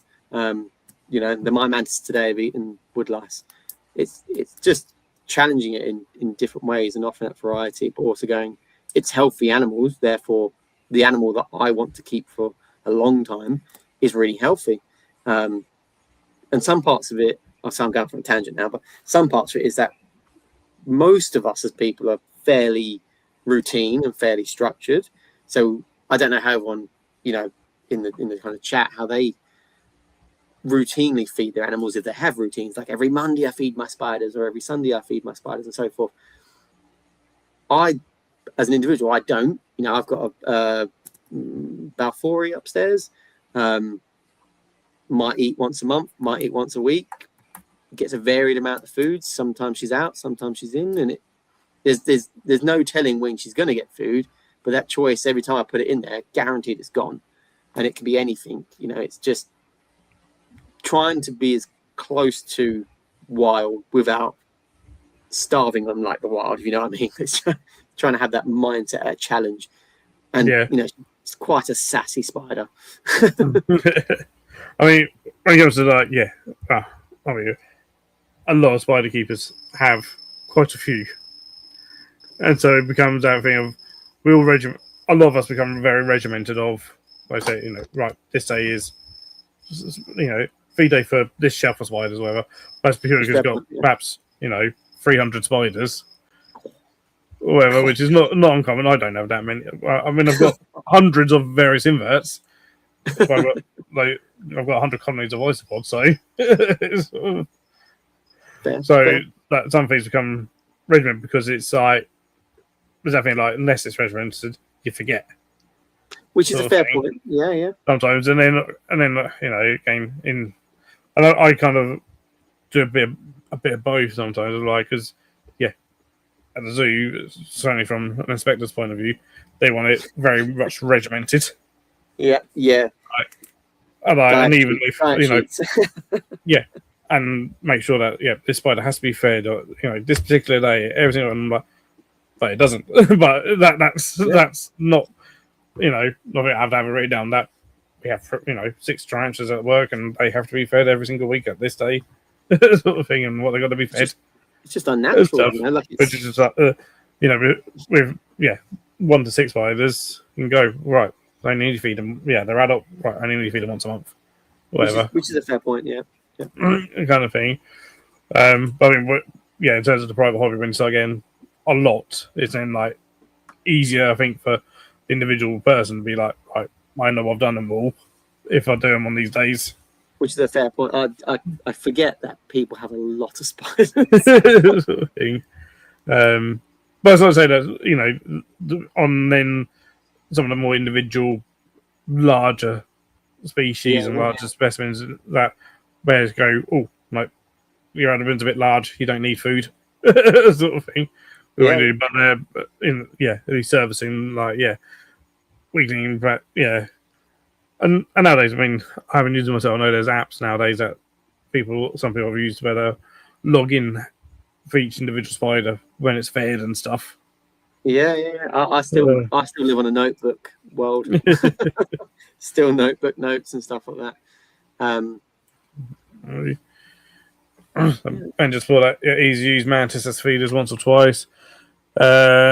Many breed popular hobby millipede species as feeders too. It's a mindset as to what is just a feed and what isn't. It is a mindset. Yeah, absolutely. Yeah. And sometimes I find it's a comfort thing, right? And it's like, it's. I know this animal is going to eat this cricket, right? I want it to eat. I don't. It's not about not wanting to challenge it. It's being like, I want it to eat, and you go, I know they like this food item. But yeah, you're right. It's great that people are doing mantis as well as food. Makes me feel that I'm doing the right thing as well. You see that primarily in the States, because the States certainly do mantis as food. Yeah. For various things. Because they've got invasive ones, haven't they, in the States? So it's like invasive ones, yeah. Catch them up and send them on as a feed source and stuff. But I think, is that thing of why do we sometimes think of a cricket or a locust or a more of them intrinsically having less of a life value than the same with cockroaches. Why do we think of dubia and red runners as less intrinsic life value than a hissing cockroach or Australian rhino cockroaches that I've got? And they're bloody expensive. There's justified not feeding them out. I think of emerald cockroaches, sort of thing. These are that. But why do we value those more than the cricket's life? Or and I think some of it's convenience, isn't it? Right? Like I think they're. But it's also they're packaged up that way, and so they're sold that way, and stuff. Yeah. And actually, with pack noders as well, because I've actually seen it in some shops both where it's some tubs of larvae as live feed source, and then in a bit of a different section in with their livestock section, the adults and also larvae being sold as pets, and they'll be slightly more expensive than the ones in the tub for the live feed. That's an interesting concept, isn't it? Yeah, going these okay, right, we've got the exact same species here. Yeah. But then potentially those ones, buying from the pet section, if you like. Yeah. Maybe like, well, no, I don't want to use those as prey because they're pet ones. Yeah. But then the ones in the tub that are slightly cheaper, they're food. But it's the same species. That is, I don't ever think about this. It's that. Yeah, you're right. It's the packaging, the way it's shown, the area of the shop that it's in, and things like that. And I guess often enough, when you go to buy moray-worms, mealworms, and other larvae and stuff like that, you don't see the end animal, right? You don't see the beetle or the fly or so forth. So there's no not understand, it's a rude word, but there's no concept that there is more. It's like this is it. This is it. Where it is. Yeah. Morio beetles, for example, are, from my point of view, I think they're beautiful. Not particularly good feed source. No, not like some warrior beetle there. No. But they're a great animal. They think they're quite amazing little animal. That's more food for thought. I think I'm going to leave with today more than anything. So, I'll show you. Susan, who's in chat, has just sent me a video of her Moria worms chowing down. Look at that! Look at all the sizes of them as well. Look at that. So are they bred by them themselves? Because they look like they are. And so they got some ones in there. So I presume that you are breeding them, Susan. Yeah, and so you've got all the various sizes of them and stuff like that. Yeah, got some real tiny ones in there actually. Yeah. See, there's another one. You can just kind of pick them out. You've got sizes for everything. Up there, yeah, she breeds all her feeders. Amazing. Well done. The benefit of that, if you got the time and space to do that, you know exactly what's going into them. Yeah. Well, you control that whole cycle of things, don't you? It's that precious time thing as well. Do you have time? I find it's the prep that takes the time. Setting up that container ready for them. Rest of it kind of comes through easy, but it's nice to see people are doing it. I think sometimes I get a bit naive and not realize that lots of people are doing lots of different things, and actually it's easy for me to sit there and say no one cares about live food because that's what in my mind, and we're like, well, this is what we're doing, but actually there are some really nice people out there, considering all aspects, or people trying to learn, and that's we're all on that same page. I'm always trying to learn, and it's all fun as well. That's it. Hey, Bimmel. Ben's for he's got 4.4 of the rhino roaches right now establishing. So I've only got the 1.1 myself at the moment. Establishing the feeder class. That's the most expensive live food I've ever heard. Or insect prey, should we say? Wow. I'm also incredibly jealous that the pair of you have got those. They are they've been on a wish list for a long time. I just so expensive. When I got mine, they were the cheapest I've ever seen them. And I've never seen them that price since. When the same person who's doing them, they've got bigger, so they go up in price. I've been looking after them, and it was a bit of a pun because it was a species. Yeah, I never thought I would ever keep myself, sort of thing, because it was always they're so expensive for a little bit of yes, they're beautiful. Yes, they're beautiful. Yes, it is, but but then okay, Ben just beat me by a lot. One of his pairs was 20 quid. Wow. Unless I was that a really small pair, but at all? Because that's insanely cheap for them. I mean, I haven't really looked for them. The last time I saw them, £100 a pair or something. But that's not the case anymore? Well, 20 quid. Well, I paid for decent sized sex pair nymphs. I paid 80 quid. Fair. All right. And at that time, I was like, "That's the cheapest I've ever seen them." For not for tiny babies. Yeah, decent sized animals. Still fill your hand, kind of thing. That's amazing. So those are sort of I think your collection work is probably the only place I've gone to see multiple species of roaches, right?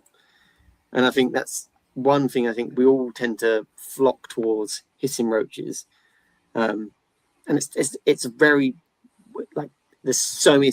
We spoke earlier. There's so many species that we can display and rotate around for people to see all the time. And but then I don't know if it's because I'm biased. That's the problem. I'm like, for years at my work, I didn't have hissing cockroaches on display for years at work because we had them in our education centre. Yeah. So they used for handling and stuff. So I was very much like, I don't want what they've got on display in here because we're a small park. Don't want they're then handling we can have different sort of thing. So that's why I got the Tessellatas and the Cranifers and stuff. You know, they're kind of similar, but they're not. No, they're different enough that you would notice a difference. Even if you weren't trying to notice a difference. And I think nowadays, I've got the hissing cockroaches on display as well. So I've got 3 species of cockroach on display. At the zoo, and they make up part of my daily talk. Most places have one species, don't they? And that's that convenience. That's it, and it's often hisses and that's it. You know, and that's always going to be. Did see there was in Norfolk that had dubia on display. Different, fair sort of thing. They didn't call them dubia; they called them like orange spot. I was like, "There's not really any orange spots on them." But they're on Zims as orange spots. Yeah, Zims is wild for names of things. I know. I was like, scientific names, everyone. Let's go to scientific. Well, they called it that. So was it Tesla's from there's a bull's head cockroach? Bull's head, Instead of giant peppers. It's confusing. But then I think once again you use that common name to someone. Like I've definitely used it to people that I've worked with and gone, oh yeah, I've got giant pepper roaches, and they're like, what's that? I'm like, Arkham Drive. It's just Tesla. That's what it is, you know. And that's there. I mean, like I said, I'm biased. I love that species. I think that's beautiful, that size. And I actually offer those species basking, and I do see them basking, which is a really weird one, considering they don't like too much light. Definitely. One of Ben's pairs, the 20 quid pair, was actually his largest pair because someone owed him a favour. That's a good favour. It was a good favour to get those. Yeah, I think both me and him were waiting best part of a decade for the opportunity. It was just that for me. I was at the Bournemouth Box Show last year. Just been paid. Had a decent show. The guy told me he was having them, and I was like, "Oh, I'll come and see him." But I was just like, "I ain't gonna be able to afford them." Sort of thing. Just not gonna argue the price, but just not gonna be able to afford them. Yeah, and then some things are worth it, aren't they? It was actually another friend of mine who came up. He was like, "Oh, have you seen the cockroaches over there?" I was like, they had the rhino roaches. Like, yeah, I haven't seen them. He was like, go and see them. And like, I just bought 2 pairs because I'm like done a ride on horses, and they seem quite cheap. And I was like, cheap? Hang on. What? Went over, and I was like, "Are you going to bet?" Yep, okay, I'll have a pair. So I need to have a pair of these before I decide not to. So, yeah, they are. And Ben was report that he agrees on the race part. And this as a whole, it's almost like a checklist to see what.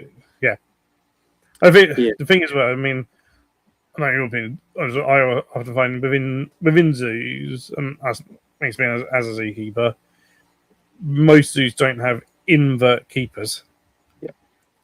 A lot of the time, and so I mean, we even rely on a lot of the basic inverts quite a bit because I'm only 5 days a week. I also have other animals to look after, and sometimes you rely on volunteers to look after some things and stuff. So, like, most of my stuff is fairly common within the hobby. Sort of thing. There's not. I'm trying to think actually if I've got anything nowadays that isn't all that common. The only thing that isn't but getting more and more common is leaf flower ants, but they're getting more and more common in being kept privately anyway. Yeah. They're getting more and more available. Yeah. I think, from my point of view, and this is my personal opinion, there's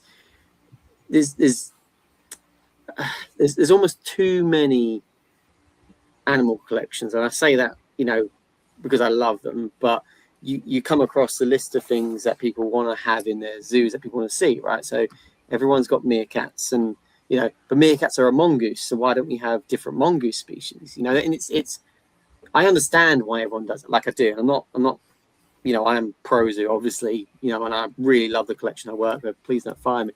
But it's hard because we want to bring public in, we want to bring visitors in to come see the collections that we work at. So a lot of us have to get those species. And when it comes to what is a priority, I work at a collection that is lucky enough that they really support their invert team, just like they support all the other teams. But it is hard for some of the kind of, some of the small and big zoos of making sure that there is enough variety of all animals. And of course, we're biased and being like, I want to go into an insect house and I want to see Scolopendra and I want to see like everything. I want to see trapdoor spiders and I want to see whatnot. But that's because that's what I like. There are things where I think that what we can do, if you have the facilities to do, is rotating exhibits. Having I think years ago, I don't know, don't quote me on this, I think Chester Zoo used to have a dart frog tank that they could wheel off and then wheel in another species of dart frog periodically. So they might have the tinks on, take them off, put Mantella on, and take them off, and then put the big yellow ones on. I'm terrible with most of the names, but and I think that would be a good shout. Personal opinion, from members or people that are local and stuff, that go, oh, this week I've seen an Archimandrilla, and this week I've seen a hissing cockroach, and this one I've seen, something completely different. And I guess that's where we sit, Phil, and go, it's our job to show them how amazing they are. That's because we love them, and I definitely do it, talk too much about stuff. But I think that's what we miss to a degree. But that's a personal opinion, because that's what I like. Yeah, it's the same here. When we done our building department, my thing was I wanted to do that, to be like, where we could rotate things, and it unfortunately just didn't quite work with the setup we ended up with. So it potentially could work. It just hasn't yet. Yeah, it's space, isn't it? Space and time. It's been quite a few years, and also it's getting through sometimes to other people, sort of like, these are behind the scenes now at the moment, but eventually they're going to swap over. Yeah, and why don't they just put them on display? Let's just we want to rotate them around, new stuff, fun stuff, sort of thing. Because it's that thing, like we could have a rotating demonstration of then for your regular visitors to come in and be like, I haven't seen these before. Yeah, it's different. Absolutely. So, especially when it comes to like membership and stuff like that, with it's nice that there's always something different to see, and it makes revisiting places more and more. I think anyway. I don't know. Like I said, I haven't paid for a zoo film. Good question from Ben of hisses in public collections. Are they from pure localities? I think you already know the answer to that one. Certainly, Portentosa, who I don't think I've seen a pure Portentosa for many years. I would be surprised if I've ever seen a pure hisser of any kind ever. It's hard to know, isn't it? Really, like I think there's still a lot of conversation on who has what in what zoo, and then the group may have initially started as a fairly pure kind of locality, I guess, locale of it. But over time, if a population is running dry, sometimes they come in more. It's mixing things up a little bit. So I've got 2 hefty populations of hissers. They are all mixed in all different ways, but they're spoiled rotten prior to being fed out. But some of them are big, some of them are small, some of them are different patterns and different shapes and stuff like that. And I think, I think the answer is no, isn't it? No, there's certainly the ones at my work. They're certainly not pure. My own Portentosa, they're certainly not pure. It'd be hard now. I think they'd even find pure ones. I've got Portentosa black, which is just separated, and they're probably not pure Portentosa. They're just separated out black ones that have been bred, and there's like, because they went to it's been like, be a fun experiment to see how much they keep the black as they breed and stuff. Yeah. You can also encourage the orange in them as well, by more carotenoids in the diet, and it brings the orange out. And then I do have what came to me as pure oblinator, but whether they are pure oblinator is another thing. Nice and long, aren't they? Normally. Yeah. And the males on them get huge. Yeah, so I've got a couple at work that are, I'm trying to think the size, and they are chunky animals. They're to the point where I was like, "You are breeding. You're going to be breeding." And, yeah, I've got them. I need to find a picture of them, but at least 3 inches.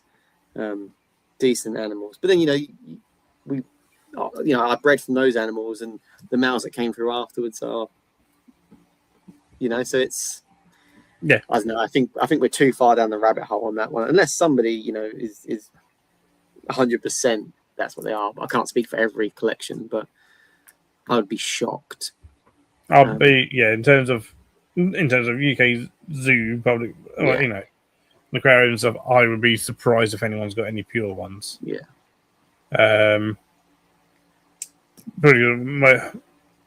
lot of them also come from people that are, especially when it comes to the common stuff like hissing cockroaches, giant African land snails, this, that, the other. They come from members of the public that don't want them anymore sometimes. Yeah, which is fair, yeah.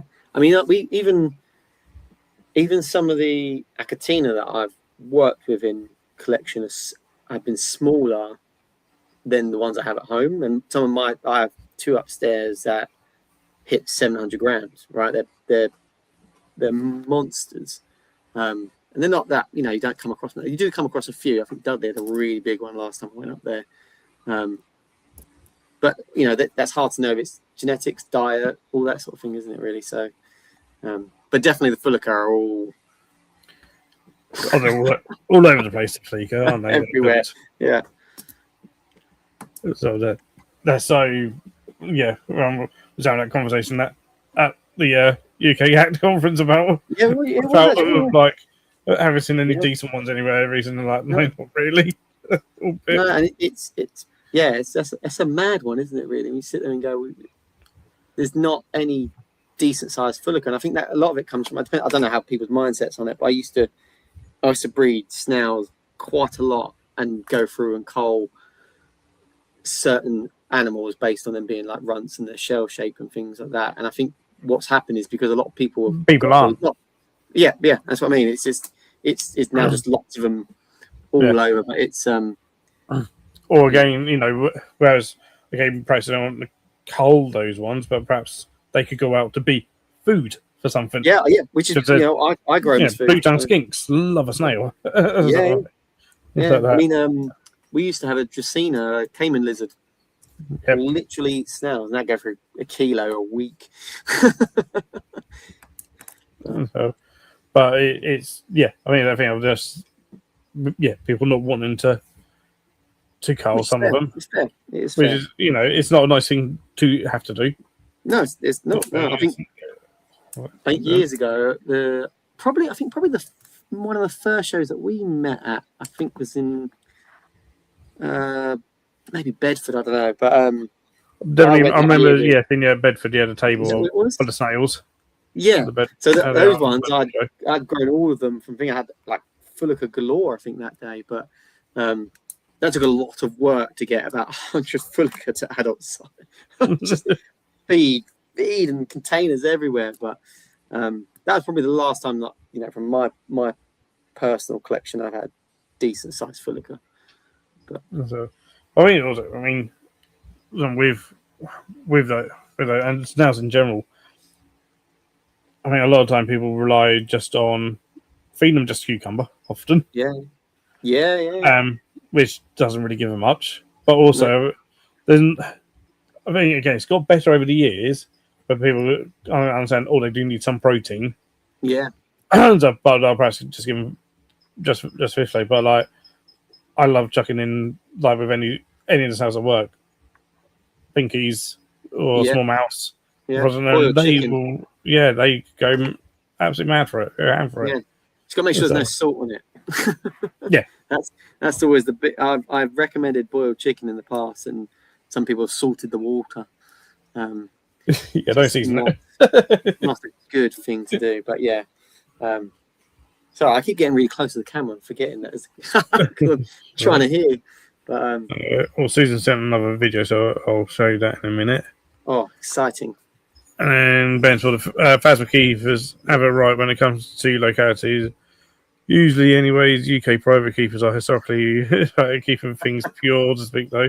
Yeah. I think historically it has been. That's why we've ended up, with his and roaches the way they are. Yeah. Even though our dev sets aren't particularly pure. Most of our dev sets aren't pure. All over the shop, aren't they? Yeah. I think some of that comes down to. I'm trying to think of the nice way of putting it. Maybe, I don't know, you guys might ask a lot more questions when you go to some of the stands and the tables and stuff like that, and ask, I do sometimes. If I'm going to buy something, I want to know, but I'm a curious person. I want to know as much as possible about that. But I don't know, it's a hard one, isn't it? I think depends how far down the rabbit hole we are now, really, with it. Yeah. Certainly, again, I think there's been issues in the tarantula side where there are some hybrid tarantulas out there, but again, it's got a hell of a lot better over the years. And like, nobody want to keep things as pure as possible. Yeah. And it's just coming up. It needs to come up to snail level because there's only hybrid snails out there I've seen and stuff, and the roaches and everything else of try and keep everything as pure as possible. Yeah, I mean, even just for the animals' health sake, right? You start going, we want healthy animals. We want them to live a natural lifespan and get to the size they want, And what I get annoyed with most of the part, I don't know, is when people have this mindset of how long an animal lives for, when it's like, no, it can live longer than that, Like with some of the snails I've known, for example, people ask, I live for a couple of years or 3 years, and I'm like, I've got snails upstairs which I bought in 2017 from a show from Kempton Race Way, literally years ago, and I had these two. I'm trying to think of the species now off the top of my head. Anyway, I bought them as little animals, and they're still upstairs going around destroying their food. They don't breed anymore. They don't produce offspring anymore. But they are. But they're still very much alive, and so I mean, in terms of things like was marginal ovum stuff, that could take them 5 years to reach adulthood. Yeah, absolutely. Yeah. So the two upstairs are 9 years old now. So it's produce a lot of babies, which is fantastic. But it's a strange one. We'll show this video from Susan before we end because it's just gone past 10 o'clock. Yeah. But send a video of her adult Morio beetles. Look at those. Nice and shiny. I love the is that swede? Looks like swede and carrot. So carrot, I think a little bit of cucumber as well. Cucumber. I love it. Couldn't go. Well done. Like that. That's a healthy group, isn't it?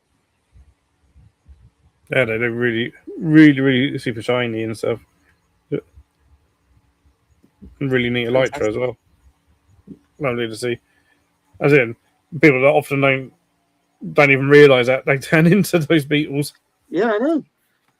They're lovely little beetles. Oh, they absolutely are. Unless they nip you, then it hurts a little bit. Yeah, that's the other side of it. They are a little bit bitey. Or if they spray you, sort of thing as well. I've been sprayed by Morios. Yeah, that is the first sign to stop doing. You're like, oh, right, okay, the smell's out. Right, okay, yeah. I've annoyed you enough. Yeah, game over. Done. Cool.